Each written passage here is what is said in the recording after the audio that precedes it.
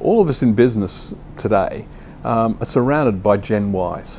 They're an exciting generation, and the future, as I see it, is in good hands by and large.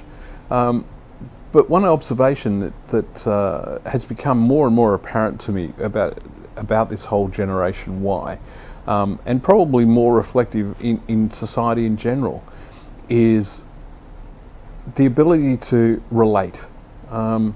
It's interesting when you watch a group of Gen Ys, the way they relate is via social media. It's via Facebook. And as they develop and as we go forward, one has to ask the question whether they have the ability or whether they understand the need to be able to build a personal relationship. A lot of business is built around relationships.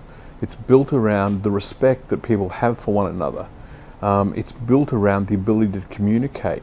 I was talking to a group just in the last couple of days about management and how to manage, and we were talking about managing the employee who is not performing. And I reflected that the hardest employee that's not performing to manage is the one that is your friend. It's the one that you have known for a long time. And in reflecting on that, I was also reflecting on, it's the relationship that is important when you have to deal with those things. When you're negotiating, building a relationship is important. The relationship I have with other companies, the stronger I feel the bond with the people in that organization, and the stronger they feel the bond with me, the less likely it is that a competitor can in fact influence that relationship. I think that's something that is lost when we just rely on social media, tweeting, Facebooking, and whatever.